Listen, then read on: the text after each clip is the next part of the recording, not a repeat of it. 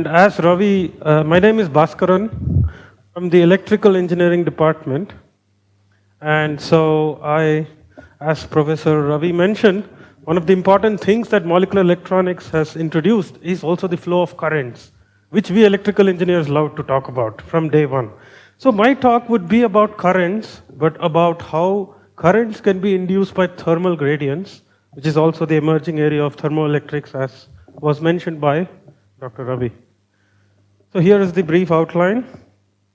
So I'll first talk about the fundamentals of charge flow, just the way we electrical engineers understand, and undermining the chemistry, of course, unfortunately. Then we'll talk about how, a very brief timeline of thermoelectrics, and then about how molecules become heat engines. That is how a thermoelectric device is characterized as in a thermodynamic context, and a bit about the future ideas, including one idea of spintronics, which I'll briefly cover. So we all know about charge transport a little. The important thing, once again, as succinctly put, is not just having something in the middle that can transport charge, because the thing could essentially be an insulator.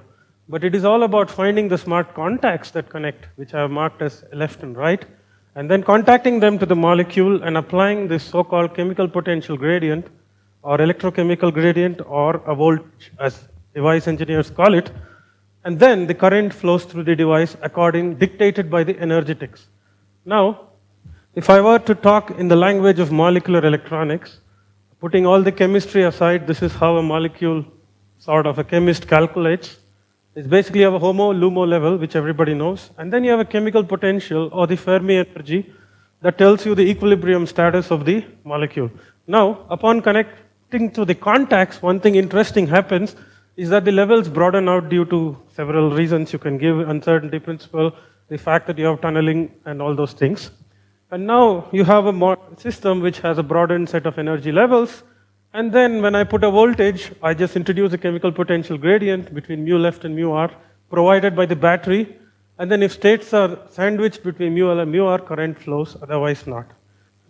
Now there is another way you can drive a current through a molecule. That is, instead of putting a voltage gradient, I can heat up one side, which can be the waste heat that is coming out of somewhere, and then I can drive a current, which I'll explain shortly, and that is energy conversion, because you are somehow moving charges from one side to the other without putting a voltage, and therefore that itself can act as a battery, because you've separated out the positive and negative sides. So I'll be talking about that. But before all that, I need to give a short prelude about how currents flow at the molecular scale. So we are in a regime called the so-called quantum transport, and that's the area of research I work on. And it is slightly different from the ballistic transport that people talk about, and of course the diffusive was the first few devices that you have seen, the transistors of the 1970s.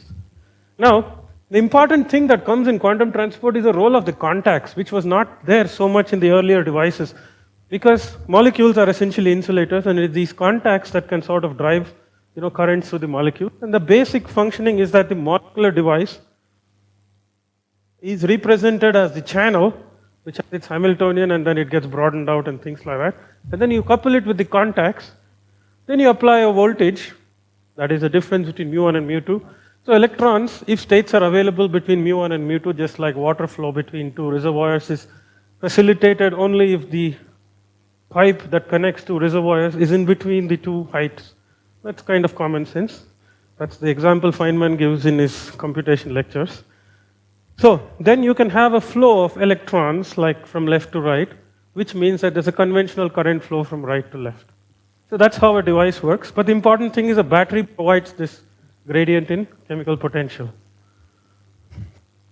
Now, this is a simple principle that is now referred to as a Landauer type of thinking, where you have certain amount of density of state that is sandwiched between the left and the right chemical potentials, and so you do have a current as a function of voltage, where voltage is nothing but the difference in the chemical potentials. And that's called the driving force, and then you have something that depends on the density of states, which is called the transport function. So, going back to molecular electronics, this is how it looks. The transport function is a set of broadened energy levels, and then the difference in chemical potentials dictates what states are available, and that's how you get the current voltage characteristics using the Landauer style approach. Now this opened up a whole branch of quantum transport, and there is currently a method called the non-equilibrium Green's function technique, which is used to model a whole array of devices, including molecular electronics, details of which will not be talking much, but more about the philosophy of thermoelectrics. So let's go to the little history of thermoelectrics. It was discovered by Seebeck, Johann Seebeck in 18 something. He found out that putting two dissimilar metals and a temperature gradient induces a current or a voltage. Then the reciprocal effect was discovered by Peltier, where you drive current and you see a temperature gradient, which could be used for refrigeration, cooling, etc. Now a lot of things, nothing much happened until 1930s because nobody knew what was happening until Onsager, Callan and others came up with the thermodynamic theory. And then the practical ideas were put forth by Ioffe in 1950s, and a lot of Russian schools were doing a lot of great work in thermoelectrics, which was not much seen by the rest of the world until 2000s. Of course, in 2000s, this idea of nanoscale came up after the pioneering work of Dresselhaus and others. And so now we are in the regime of nanoscale thermoelectrics.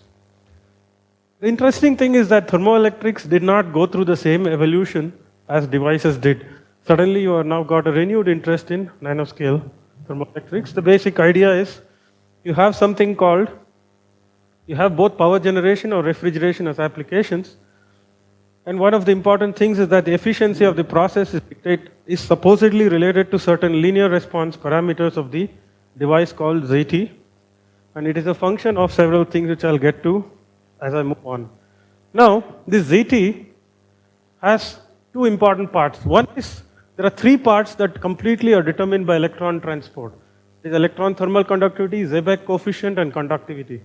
And there is only one that is dependent on the phonons. So therefore, we have two types of engineering to improve the thermoelectric performance. That's the electronic engineering and the phononic engineering. So there are lots of exact ideas like engineering the density of states, and then engineering the nanostructures and the barriers, etc. So one of the important things in this context happens to be in the density of states engineering. And so molecules and quantum dots come into that category, which I'll talk about, relevant to this session. Yeah.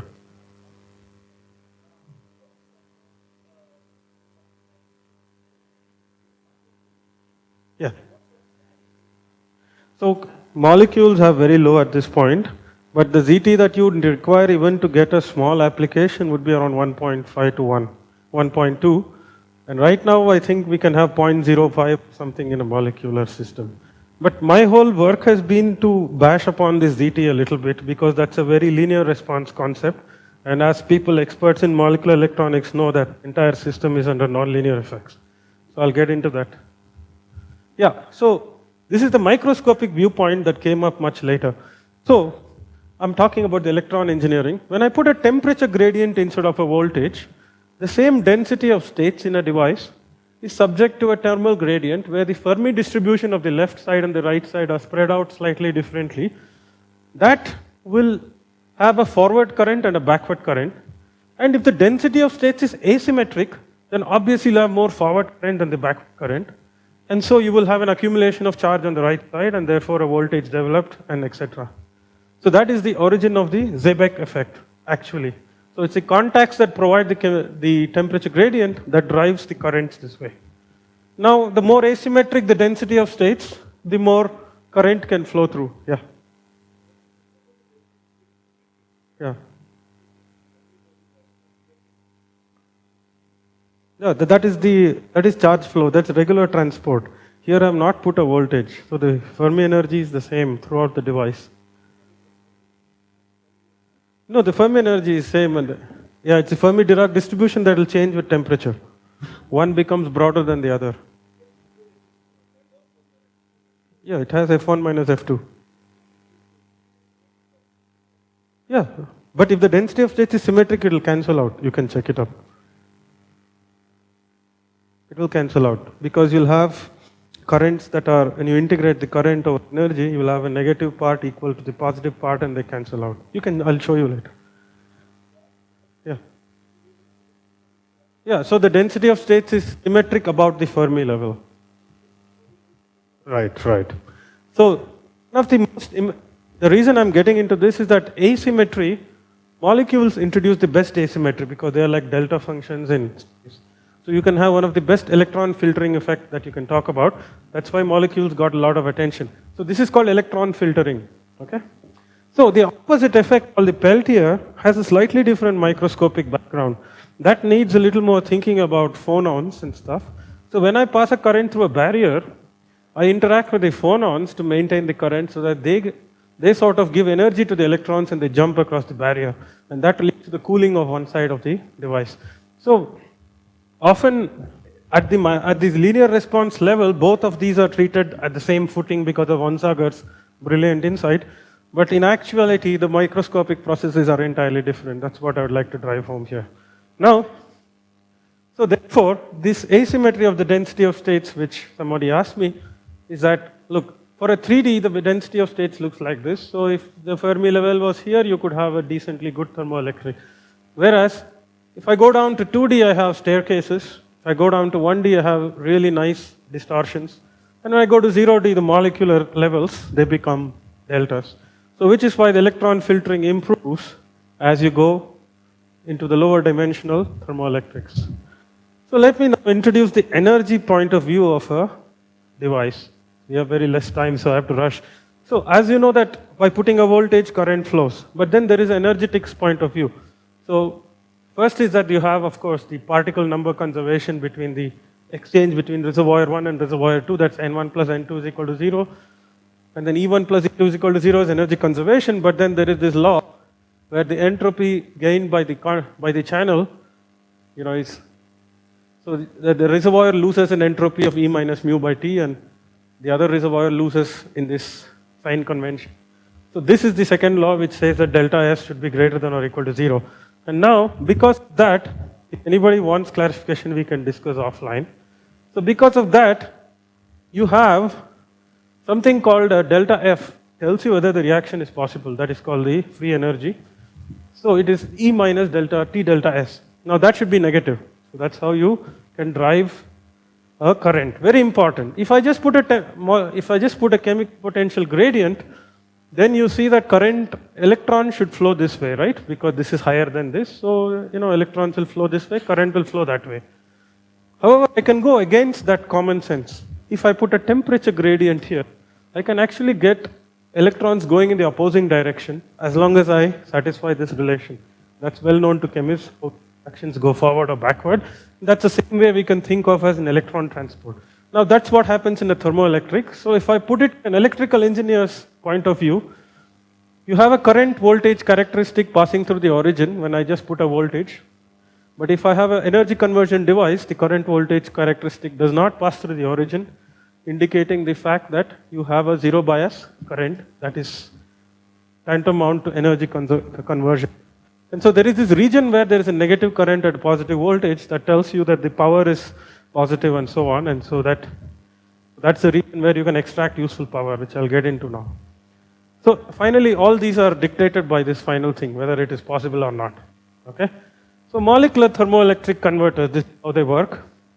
So I put a temperature gradient, that is the Fermi-Dirac distributions of the left and right are asymmetric. I mean, what I mean by asymmetric is one is broadened more than the other. Now the energy level is somewhere, let us say, above the Fermi level. So you can see that there is perfect filtering because some electrons can flow from the left to the right, but nothing can flow from right to the left because there is a broadened distribution here, so something will leak in from here. And that's how a thermoelectric works. Now, a voltage develops because of that. That is called the electromotive force, or the so-called, here it is called the Seebeck voltage, because as electrons pile up on the other end, the chemical potential rises up, and that amounts to a voltage which can drive a resistor, and then you pass a current through it, so you can have a power that is related to the current times the applied voltage. Now, there are some thermodynamic relations, but the important thing you should know is, to characterize a thermoelectric, I should know the current times the voltage, and then I should know the efficiency, and then the fact that it is bounded by the Carnot efficiency, that is 1 minus T cold by T hot. Now, one thing I would like to stress on is I have not yet talked about ZT, because I'm going the way which engineers calculate, because we calculate currents directly. We want to see it from that perspective. And then I will introduce ZT and try to show you a comparison. So there are two ways to do transport. Why I'm shifting gears to transport is I want to calculate currents. To calculate currents, I have to have a Hamiltonian that is sandwiched between two, the left and the right reservoirs, and the current flows. To calculate the current, there is this method which some of the molecular electronics community knows very well, is the non-equilibrium Green's function self-consistent field approach, which sort of treats the interactions within the molecule at a so-called non-interacting level with so-called effective mean fields. Now there is this other regime which is reminiscent of charge transfer process in chemistry, which is a single electron charge transfer, and there you use this master equation approach, where that is used when the coupling is weak and the so-called the charging energy is very high. So molecular electronics, small molecules, high charging, large charging energies. So we don't exactly know which regime is correct to characterize this. And I'll be following this approach for most of the talk. So the way it works is, I want to calculate thermoelectric currents. You can please refer to many of the papers which deals with master equation, but the crux of the story is, I have this degenerate energy level, which in Fock space comprises 4 levels, that is 0, singly occupied and doubly occupied. And then I calculate transition rates and currents through using the master equations. So finally what I have, let me just talk about the thermoelectrics. So I have three conditions. One is at short circuit, a current still flows. If you remember, I plotted the IV, I showed that there's a short circuit current. But the power is 0 in short circuit because voltage is 0. And now the voltage is 0 again, the power is 0 again in the open circuit condition, right? Because current is 0 in the open circuit condition. In one case the voltage is 0, in the one case the current is 0. So you have 2 points where the power is 0, and the power usually passes parabolically between the 2 points. And so we can fix an operating region by connecting a load to decide what power I want to withdraw from the device. So this is the region of positive power that I consider in thermoelectrics. And these are the 2 curves because I have put 2 different temperature gradients. So this point is called the Seebeck voltage, where the power goes to 0. That means I have an open circuit condition. Okay. So this is electrical engineer's understanding of thermoelectrics. I spent some time with these ZT people, I never understood that field. So it's very easy to understand it from when you come from molecular electronics background like it. So this region of positive work is all that I care about for thermoelectrics, because this is the voltage from 0 to V Seebeck. There's a region of, sorry for the interruption, technical difficulties. So there was this region of positive power that tells you that the thermoelectric functions as an energy converter. Now, there is this whole idea of the fact that if I just have a toy problem of only one energy level sandwiched between the contacts, typically like in the molecular electronics, then we are faced with a situation that I can achieve the Carnot efficiency. I'll get to that point. So what is interesting is that the open circuit voltage point, if I just calculate the power by voltage, power by heat current, right? This is the expression for efficiency. You get the Carnot efficiency at the open circuit voltage point of the Seebeck. So this is what attracted a lot of attention to most in the area of quantum dot thermoelectrics, because they thought, okay, Carnot efficiency is the best you can get into. So that's only possible, of course, at the hypothetical situation of an unbroadened single molecular energy level. And this was the famous paper by Mehan and Sofo back in 1996. It works very simply like this, that you have the entropy change from the left contact is equal to the entropy change at the right contact due to this chemical potential difference.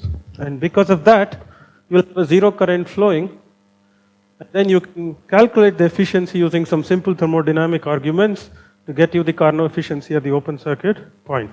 And so this is why these quantum dots got a lot of attention, because they have very less broadened spectrum. They have almost unbroadened energy levels due to weak coupling to the contacts. Technically, molecules can also fall into this. So let's just now fast forward to the linear response picture, or the ZT. Now, when you do electronic transport, when you calculate currents through a device, we are only concerned about the conductance, right? That is nothing but the current by voltage. However, Here you are interested in the Seebeck coefficient, which is basically the ratio of the open circuit voltage by the temperature gradient when current is 0. You're also worried about the thermal conductivity of the electrons and the phonons.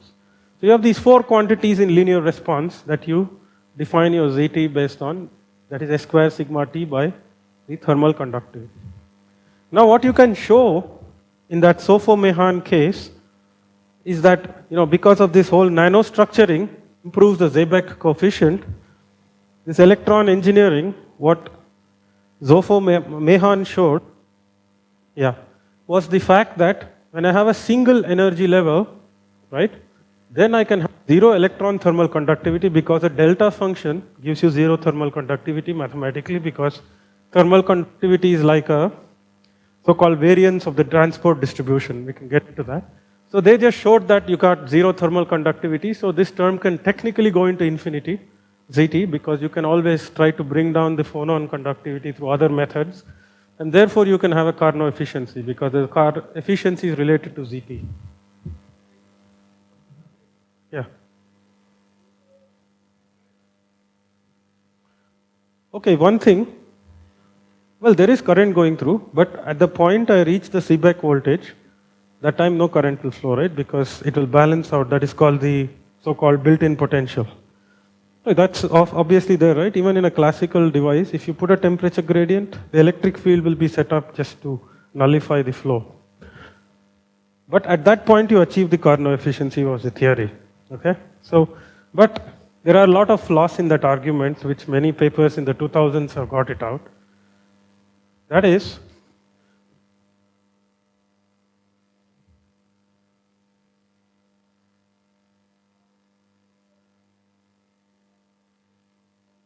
work done is there, right? Because each orbital, E minus mu is the entropy extracted from the left contact, E minus mu2 is the entropy dumped into the right contact. The difference between them is the work done, divided by T. And when you have isothermal conditions, when you don't have isothermal conditions, it's just E minus mu1. Yeah. No, then you'll have E minus mu1 by T1 minus E minus mu2 by T2 is delta S. Then if the temperature gradient is small, you can somehow say that T1 plus T2 by 2 is T, and then T delta S you can calculate. Otherwise also, you can calculate T1 delta S1 minus T2 plus T2 delta S2. You will get mu2 minus mu1 into number of electrons. Just check it up. And mu2 minus mu1 into number of electrons, if you calculate the rate, you get current times voltage, which is the joule dissipation when you have.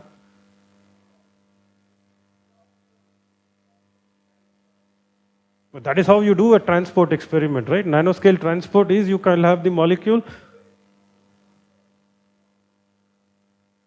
the energy level where it is positioned with respect to the chemical potentials. That is where the intelligence of a quantum chemist comes in, to calculate where those levels are. I cannot put some molecule with some random contact, then you will be an insulator, right?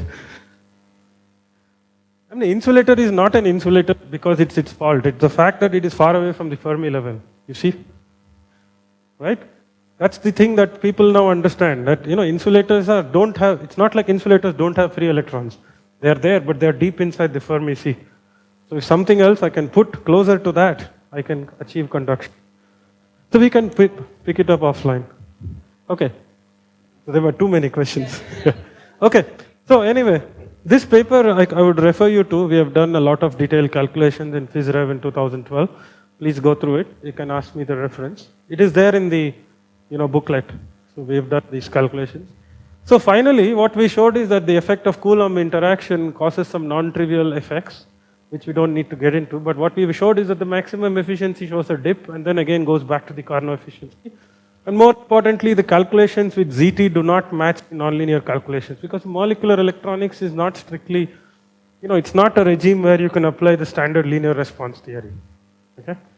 So this is the basic idea. What I showed here, okay, I forgot to show one important thing. So one thing that happens in this slide, I got diverted, is that when a molecule is subject to subject to this broadening, because even if I couple a level, even to the farthest contacts, I still have some broadening. There is nothing called a delta level, right? There is a quantum broadening because you're connected.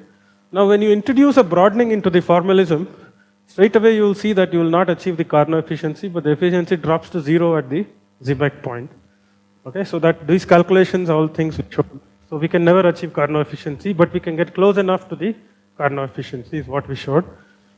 And then of course, with the Coulomb interaction, we showed a few important results, namely the fact that ZT does not capture the important physics that Coulomb interaction can capture. So this is the recap of what I did now. So I sort of did this ideal non-interacting energy level is the case of the Carnot efficiency. And then you have a non-ideal case where you have a line width or a broadening. And then you have Coulomb interaction, all of which grew entirely the Sophomehan story. Got a lot of attention from 96 to 2000s. Now, there is this something called power efficiency trade-off. Okay, what I showed you is that, you can almost zero power at Carnot efficiency. Tell me why. Even if I can achieve Carnot efficiency, it's of no use because there is no power drawn in the Carnot limit. Work is done at an infinite time. So you cannot use it for electrical power. So you have this thing, important practical consideration, not just ZT. ZT goes to infinity doesn't mean it's great. Because you can have a situation where you draw very little power. So that's a power efficiency trade-off, as you can see. When you have, you can have these efficiency plots tend to this region of the spectrum. So what we try to show is that power efficiency trade-off is very important. So you'll have to consider both power and efficiency for all your calculations. So for this, can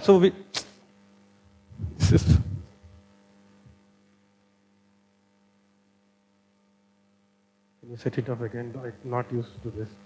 Yeah.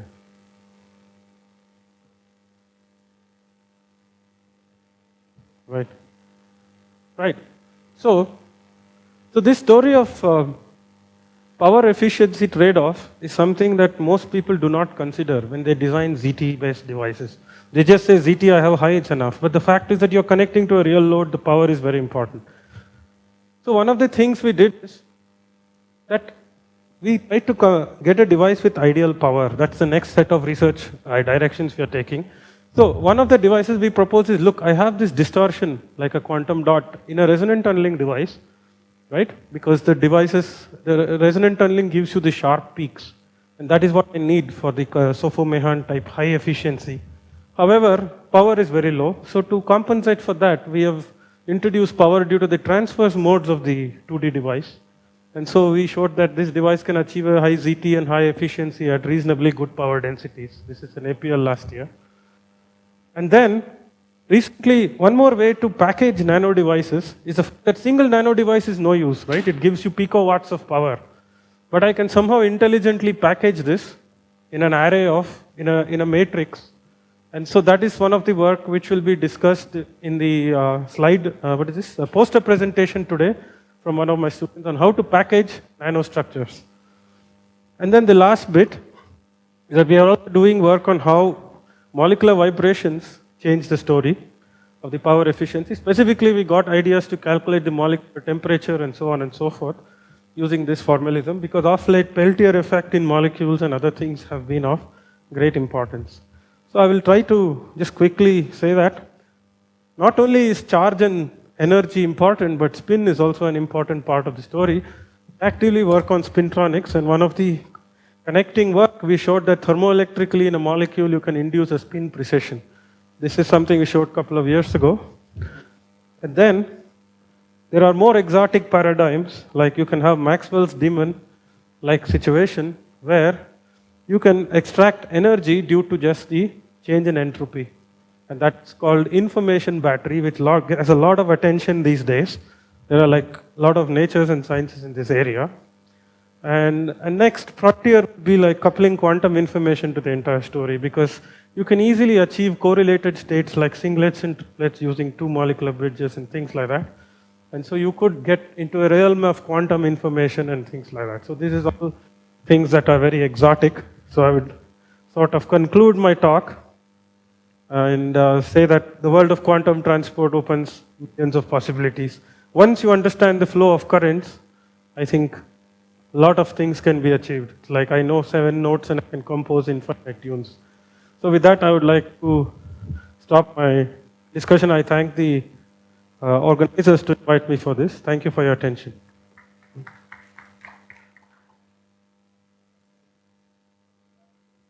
Yeah. Loud? How? Oh, that all can finally come into the energy spectrum, right? Yeah. We are not considering the microscopic details of the electronic structure calculation. We could do that, but the thing is this talk was more about why the basics happen and how it happens. So yes, defects will add other energy levels in the band gap and so on and so forth. Yes, easily considered in the theory.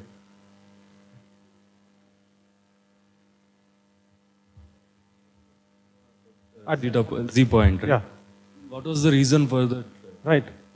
The reason the efficiency in the Carnot was reaching Carnot was because, you know, when you calculate the power and divide it by the heat current, there somehow 0 by 0 cancellation was happening. But in the other case, there is a finite heat current due to the broadening, and due to which the denominator doesn't go to 0, and so you have numerator 0. So therefore, the efficiency has to go to 0. It makes sense. You don't draw any power at that point, because that's the exact answer. So there's that Carnot efficiency story was actually a mistake oversight from the ZT calculation. That's what we showed in that PRB paper actually. Yeah, efficiency should be 0, right? Because it's the power drawn. See, we have two types of efficiency. Static efficiency is work done by heat supplied. But we talk about dynamic efficiency because it's power delivered to the circuit by the heat current. It's the rates. So when the power goes to 0, you should not get efficiency.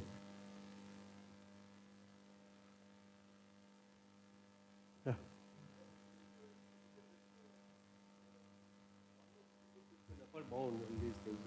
Not, yeah, on normal systems. Yeah, it's a bit surprising because the Carnot efficiency is derived for equilibrium system. And we are talking about non-equilibrium. Yeah, this is a linear response, it's valid. So you assume that you don't put such a high temperature gradient. You don't think I can beat Carnot efficiency also? No, not in this way of thinking. I don't think people have thought about it because we can show it is bounded. I don't know the exact reason. But you can beat the Carnot efficiency if you connect demons to the system. That's a well-known fact. Connect the demons to the system, you can have an information current extra. Hypothetically, you can mathematically prove it violates the Carnot thing. But that's even in equilibrium system. Non-equilibrium I'm talking about. I don't know about equilibrium. See, why do you even, see the one thing I'm not understanding is why are we thinking of it as equilibrium? Because the Carnot theorem is for between hot and cold contact, right? No, equilibrium in the sense that all the processes are happening at equilibrium, meaning that it's adiabatic process. That's true. That's probably the importance of the Carnot theorem, because it's always at quasi-static equilibrium, and that is when the Carnot theorem holds good, and actually that is what is happening at the Carnot point. It's almost at quasi-static equilibrium, so it's of no practical importance in terms of a device. That's exactly the point I'm driving home, because that whole thing got a lot of attention with people who didn't know what Carnot efficiency means, literally. So. Could it be because we are looking at the steady state? Yes, yes. Transiently you could have something very different. Yes, absolutely. Absolutely very important point. And we can actually have heat engines from fluctuations also. You can actually capture those. Those are things people are doing right now. We have worked a little bit on that area. Okay, that will be interesting to take. Thanks. Thank you.